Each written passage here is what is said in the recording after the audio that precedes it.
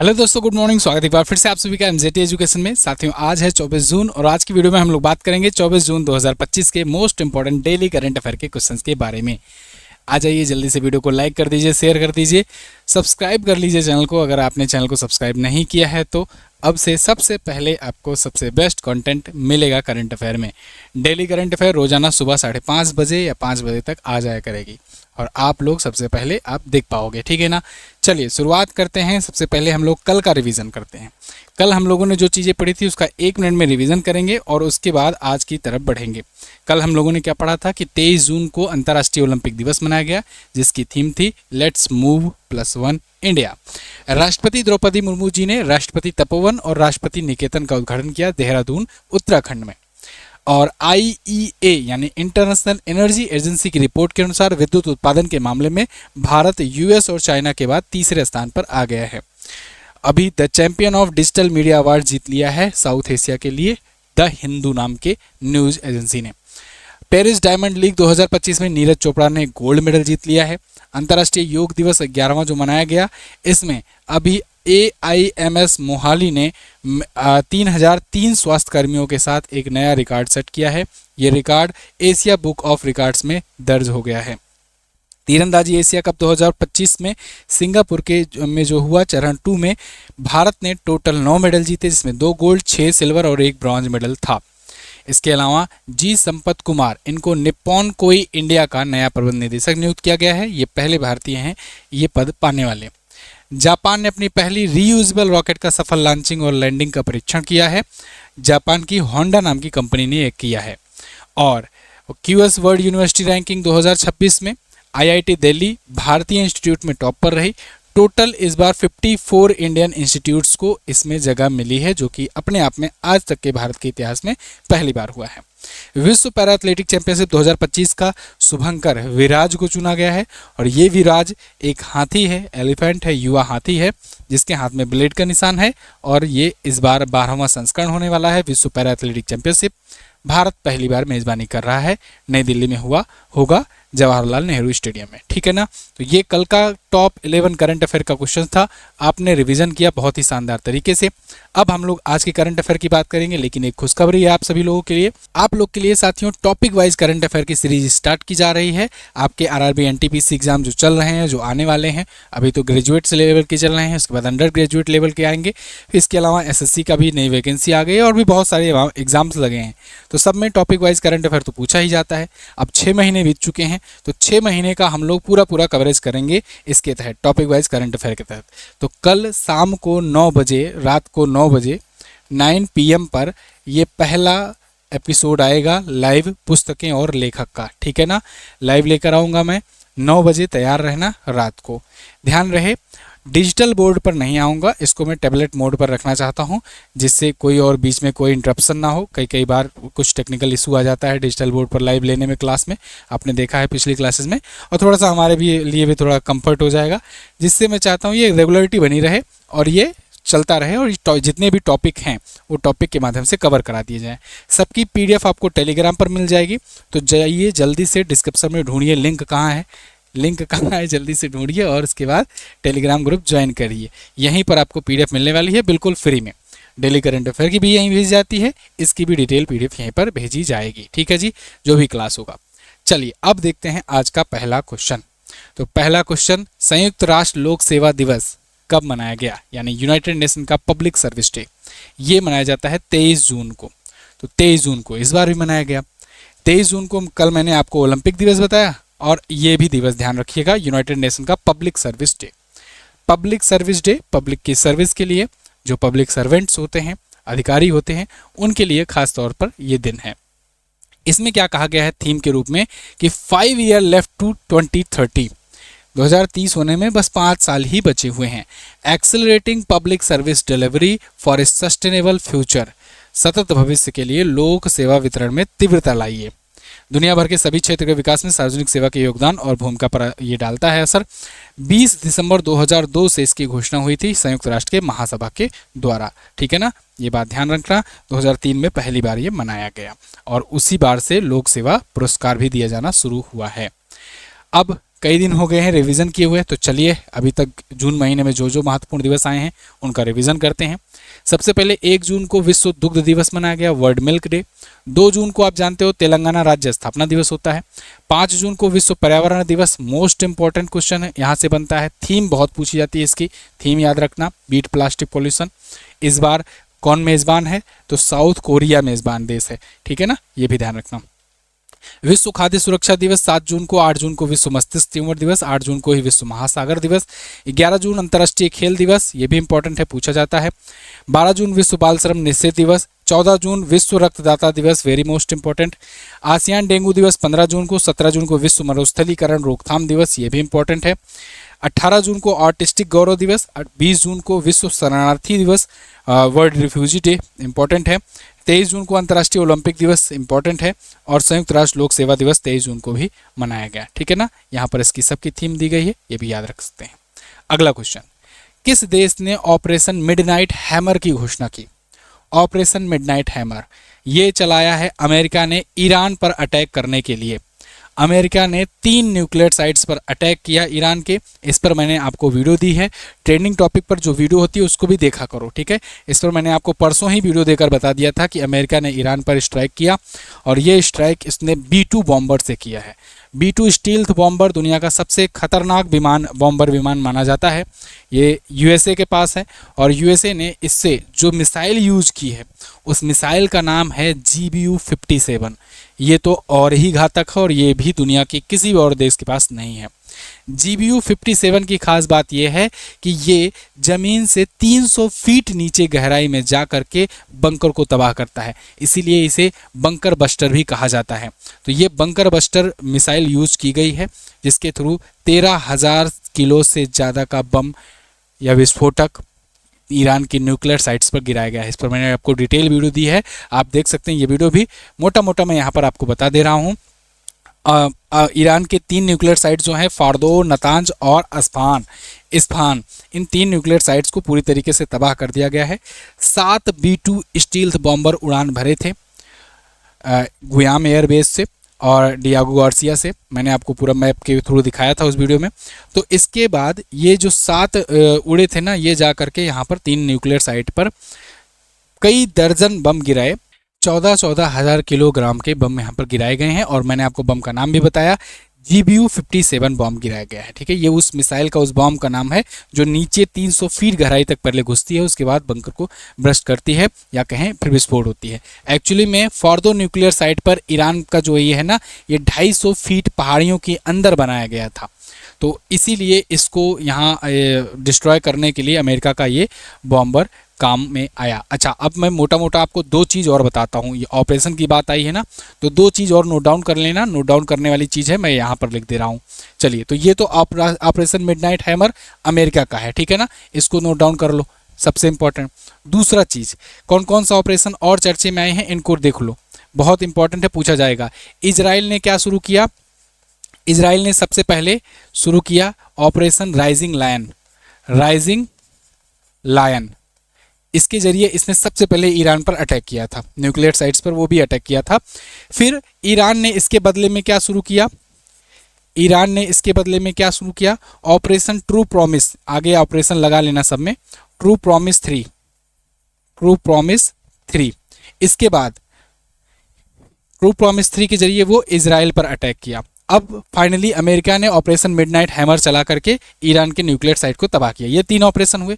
इसी बीच भारत ने भी एक ऑपरेशन शुरू किया है, हालांकि भारत ने किसी पर अटैक नहीं किया, भारत ने अपने नागरिकों को निकालने के लिए ऑपरेशन शुरू किया है। ये ऑपरेशन का नाम है, यहाँ पर ये भी मैं लिख दे रहा हूँ, भारत ने ये जो किया है, इस ऑपरेशन का नाम था ऑपरेशन सिंधु।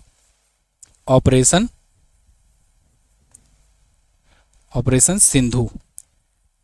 सिंधु के जरिए ईरान और इजराइल से भी निकाले गए, बहुत सारे लोग केवल ईरान बता रहे हैं, ईरान और इजराइल दोनों में फंसे भारतीयों को निकाला गया है ऑपरेशन सिंधु के तहत। 1000 से ज़्यादा लोग अभी तक आ चुके हैं, और को भी लाया जा रहा है। याद रहेगा, बहुत इंपॉर्टेंट पेज है, इसके आप स्क्रीनशॉट ले लो। चलिए अगला देखते हैं। अगला क्वेश्चन है आपके सामने, जून 2025 में किसने पेंशन फंड नियामक और विकास प्राधिकरण या कहें PFRDA के अध्यक्ष का पद ग्रहण किया? आप अक्सर सुनते हो ना कि PF कट जाता है, या PF के पैसे कैसे निकलवाएं, आप जगह जगह पोस्टर भी देखते होंगे।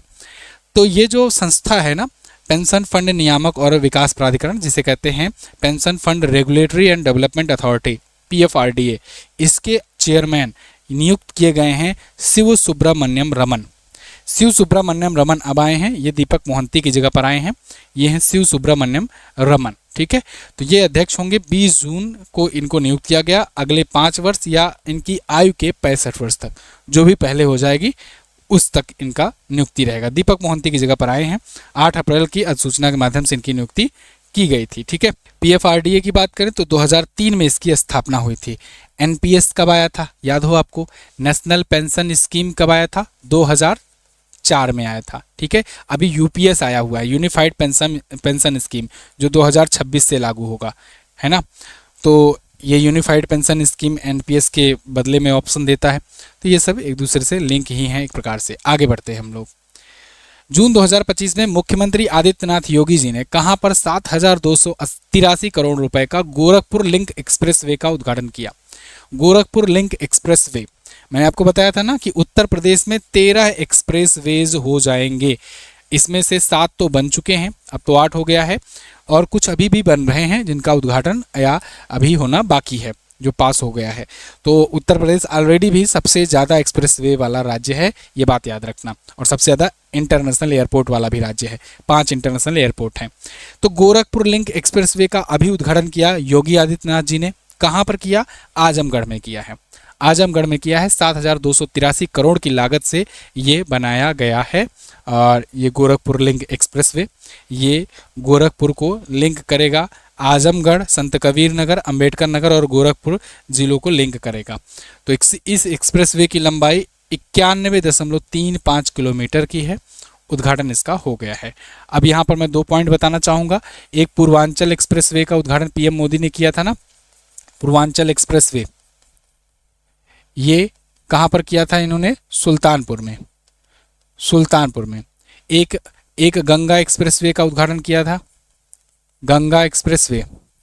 ठीक है, जो कि उत्तर भारत का, उत्तर प्रदेश का सबसे बड़ा ये एक्सप्रेसवे है। इसका उद्घाटन इन्होंने कहाँ किया था? शाहजहांपुर में। शाहजहांपुर में, ठीक है, सुल्तानपुर के कूड़ेभार में और शाहजहांपुर में, ये दोनों जगह पर जहाँ जहाँ PM मोदी ने जाकर उद्घाटन किया, वहीं वहीं पर एयर स्ट्रिप बनाई गई है, जो इमरजेंसी के दौरान एयरफोर्स के जो राफेल हो या जो भी फाइटर जेट्स हो, उनको टेक ऑफ और लैंडिंग कराने में काम आएगा। ठीक है, तो यहीं पर हवाई पट्टियां भी हैं, ये भी ध्यान रखना। लास्ट 6 मंथ की ई बुक आई है, बहुत सारे बच्चे इसको ले रहे हैं, आप भी लीजिए फटाफट से। जनवरी से लेकर के जून तक की ई बुक है, और इसमें आप पूरा सब कुछ चैप्टर वाइज कवर कर पाएंगे। 1800 प्लस क्वेश्चंस दिए गए हैं, प्रश्नोत्तर माध्यम में है, डिटेल एक्सप्लेनेशन के साथ है। तो आप लोग इसको लीजिए और अपनी स्टडी को बरकरार रखिए, तेजी से बढ़ाइए। रिविजन बहुत ज़्यादा ज़रूरी है। आप सब कुछ एक जगह पर कंपाइलेशन पा सकते हो। ठीक है, मात्र 79 में आपके महीने भर के रिचार्ज का 1/3 हिस्सा होगा। तो आपको ये मिलेगा MZT ऐप पर। MZT ऐप पर जाकर बेस्ट ई बुक सेक्शन में आप जाकर ले सकते हो। बहुत सारी और भी ई बुक्स हैं, साइंस की है, स्टेट स्पेशल्स हैं, इसके अलावा आपका स्टैटिक GK की ई बुक है, और मंथली ई बुक्स होती हैं, ईयरली ई बुक्स होते हैं, सब आपको मिल जाएंगी। आप जाकर MZT ऐप पर ले सकते हो। अगला क्वेश्चन देखते हैं।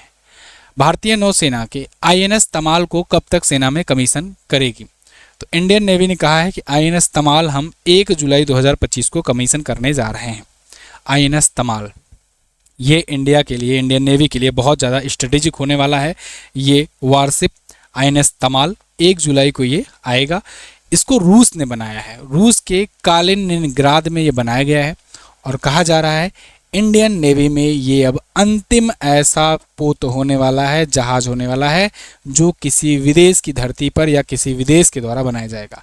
यानी अब इसके बाद हम लोग इंडिजीनियस हो गए हैं, पूरी तरीके से आत्मनिर्भर हो जाएंगे। यानी अब जो भी, वैसे भी आप देख रहे हो बहुत दिनों से भारत में ही बन ही रहे हैं बहुत सारे विमान, बहुत सारे जो पोत हैं, विमान नहीं, शिप जो हैं, जहाज पानी की, तो ये बहुत दिनों से बन ही रहे हैं। अब अंतिम ऐसा है जो किसी विदेश के द्वारा, रूस के द्वारा बनाया जा रहा है। अब इसके बाद हम लोग हो जाएंगे आत्मनिर्भर। ठीक है, तो इसको रूस के यानतार शिपयार्ड में निर्मित किया गया है। भारत सरकार की स्वदेशी उत्पादन नीति की सफलता का भी ये प्रतीक माना जा रहा है। अत्याधुनिक स्टील्थ मल्टी रोल फ्रिगेट है ये, तो ये एक प्रकार का फ्रिगेट ये शिप है। ठीक है, वाइस एडमिरल संजय जयसिंह ये 1 जुलाई को इसको कमीशन करेंगे।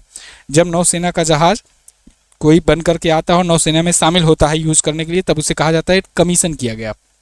बढ़िया से उद्घाटन समारोह होता है, तिलक चंदन लगाया जाता है, पूजा होती है। और जब उसी को रिटायर किया जाता है, जब ऐसा लगता है कि भाई अब ये काम का नहीं रहा, तो अब उसको डीकमीशन किया जाता है। उसके लिए भी विदाई समारोह होता है। जितने कर्मचारी वहाँ पर काम किए रहते हैं, जब तक जितने साल वहाँ पर सेवा दिए रहते हैं, उनको बुलाया जाता है, सम्मानित किया जाता है। बिल्कुल उसको इज्जत सम्मान के तौर पर रिटायर किया जाता है। शिप्स की मैं बात कर रहा हूँ, ठीक है, चाहे शिप हो, चाहे पनडुब्बी हो, इंडियन नेवी का हो, ठीक है ना। तो ये एक प्रकार का उसे कहते हैं डीकमीशन करना। ये दोनों बात याद रखना। केंद्रीय वित्त मंत्रालय के वित्तीय सेवा विभाग द्वारा किस पेमेंट बैंक को डिजिटल भुगतान पुरस्कार 2024-25 से सम्मानित किया गया? तो केंद्रीय वित्त मंत्रालय ने जो सरकारी पेमेंट बैंक है उसी को सम्मानित किया है ना, India post payment bank limited को। भले ही आप लोग ज़्यादा लोग इसको ना यूज़ करते रहे हो, लेकिन इंडिया पोस्ट पेमेंट बैंक जो है ये सम्मानित किया गया है सबसे बढ़िया डिजिटल पेमेंट पुरस्कार 2024-25 से। किसके द्वारा? केंद्रीय वित्त मंत्रालय के वित्तीय सेवा विभाग के द्वारा सम्मानित किया गया है। इंडिया पोस्ट पेमेंट बैंक एक पेमेंट बैंक है। पेमेंट बैंक कुछ लिमिटेड पेमेंट सिस्टम को दे करके शुरू किया गया रहता है, एक अथॉरिटीज़ को अप्रूवल दिया गया रहता है आरबीआई के द्वारा।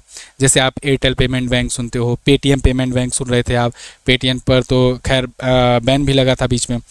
तो ऐसे ही ये इंडिया पोस्ट पेमेंट बैंक है। ये इंडिया पोस्ट जो है ना, भारतीय डाक, उसी के द्वारा ये भी ऑपरेट किया जाता है, इंडिया पोस्ट पेमेंट बैंक। तो पेमेंट्स बैंक मतलब लिमिट्स रहती हैं, बहुत ज़्यादा बड़ा ट्रांजैक्शन नहीं कर सकते हो, बहुत ज़्यादा बैंकिंग सर्विसेज नहीं मिलेगी, कुछ लिमिटेड सर्विसेज मिलेंगी और लिमिट्स भी रहेंगे ट्रांजैक्शंस वगैरह में, लेकिन हाँ कि छोटा मोटा काम करने के लिए काम आ जाता है। और ऑनलाइन होता है ये पूरी तरीके से, तो कोई बहुत ज़्यादा इसका बेसिक ऑफिस नहीं होता है। खैर 2024-25 के लिए अच्छा प्रदर्शन करने के लिए इनको ये सम्मानित किया गया है, ठीक है। इसकी स्थापना 1 सितंबर 2018 को हुई थी। नई दिल्ली में हेडक्वार्टर है। एमडी और सीईओ हैं आर विश्वेश्वरन। मोटो है आपका बैंक आपके द्वार। अगला, हाल ही में बिहार के मुख्यमंत्री नीतीश कुमार जी ने सामाजिक सुरक्षा पेंशन राशि को 400 रुपये से बढ़ाकर कितना कर दिया?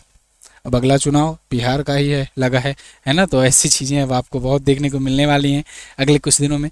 तो बिहार के मुख्यमंत्री नीतीश बाबू ने सामाजिक सुरक्षा पेंशन राशि जो थी, जो 400 रुपये मिला करती थी प्रतिमाह, उसको बढ़ा करके कर दिया 1100 रुपये, यानी 700 रुपये इंक्रीज कर दिया है, ठीक है, 700 रुपये बढ़ा दिया है इन्होंने।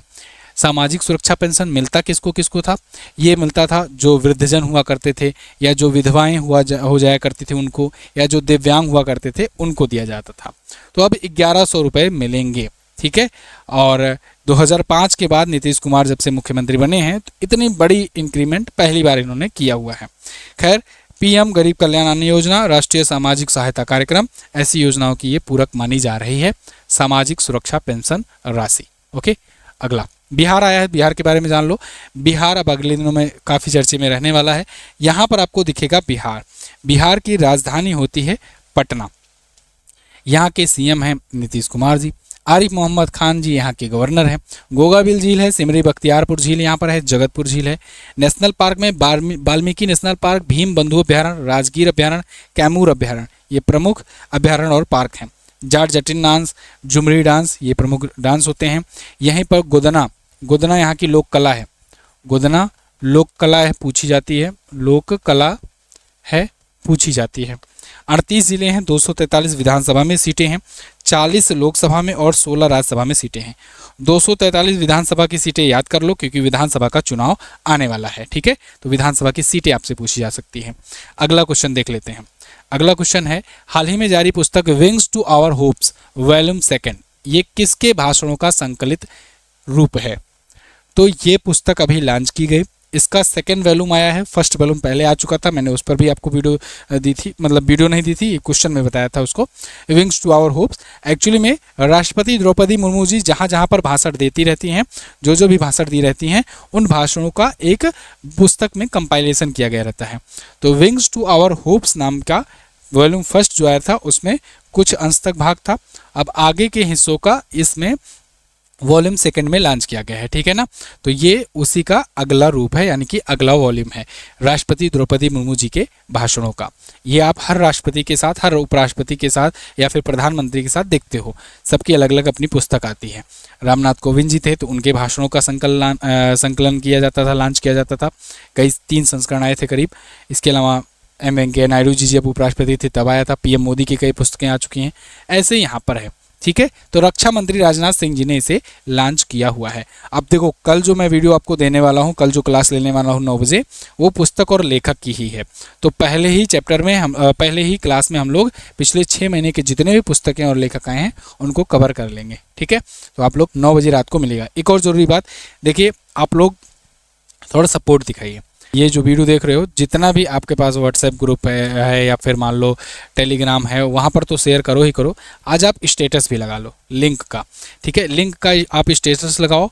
और मतलब कोई ज़रूरी नहीं है कि आप एग्ज़ाम की तैयारी कर रहे हो तभी आपको ये देखना है। एग्ज़ाम की तैयारी ना भी कर रहे हो तब भी देश दुनिया में क्या चल रहा है, क्या योजनाएं आ रही हैं, क्या कुछ लॉन्च किया जा रहा है, ये पता होना चाहिए। तो इसीलिए सबको बोलो कि सब देखे भाई, सबके लिए इम्पोर्टेंट है। तो आप आज लोग लगाइए स्टेटस, उसके बाद कमेंट बॉक्स में ज़रूर बताइए कि स्टेटस लगा दिए हैं व्हाट्सएप पर, ठीक है। और आगे बढ़ते हैं। क्वीन क्लब चैंपियनशिप 2025 का खिताब किसने जीता? अगला क्वेश्चन है, क्वीन क्लब चैंपियनशिप ये जीत लिया है कार्लोस अल्कराज ने। कार्लोस अल्कराज ने, ये आपको दिख रहे हैं कार्लोस अल्कराज, ये जीत चुके हैं जीरी लेहेका को हरा करके। इन्होंने क्वीन क्लब चैंपियनशिप जीती है। इस सीजन का इनका ये 5वां खिताब है। ये 5 बार के ग्रैंड स्लैम भी विजेता हैं, ये भी ध्यान रखना, कार्लोस अल्कराज। खैर, महिला एकल में अगर बात करें, क्योंकि ये तो पुरुष एकल जीते हैं, महिला एकल में तातजाना मारिया ने जीता है। तातजाना मारिया, इनका भी नाम याद रखना। बाकी पुरुष युगल महिला युगल याद नहीं करना है, मैं इन्फॉर्मेशन के लिए आपको दे ही दिया हूँ। इनके करियर की 21वीं टूर ट्रॉफी थी टोटल। इस सीजन का 5वां ये खिताब था, क्वींस क्लब चैंपियनशिप। अगला है, लोकसभा अध्यक्ष ओम बिरला ने कहां पर प्राक्कलन समितियों के राष्ट्रीय सम्मेलन का उद्घाटन किया? प्राक्कलन समिति के राष्ट्रीय सम्मेलन ये मुंबई में आयोजित किया गया। इसका उद्घाटन लोकसभा के अध्यक्ष ओम बिरला जी ने किया है। ये रहे ओम बिरला जी, लोकसभा के स्पीकर हैं अपने। प्राक्कलन समितियां जो होती है ना, अब ये राज्यों में भी होती हैं, केंद्र में भी होती हैं। एक्चुअली में केंद्र में जो प्राक्कलन समिति है, इसमें 30 सदस्य होते हैं और 30 के 30 सभी लोकसभा से होते हैं, ठीक है। मैंने आपको 3 प्रकार की समितियां बताई थी। ये वित्तीय समितियां कही जाती हैं और फाइनेंशियल कमेटीज कही जाती हैं। अब इसमें प्राक्कलन जो समिति होती है उसमें सभी 30 सदस्य होते हैं जो वो लोकसभा से रहते हैं। एक होती है लोक लेखा समिति। लोक लेखा समिति में 22 सदस्य, नोट डाउन करते रहो, लोक लेखा समिति में 22 सदस्य होते हैं लोकसभा से और 7 सदस्य होते हैं राज्यसभा से। इसके बाद एक और होती है सार्वजनिक उपक्रमों की समिति।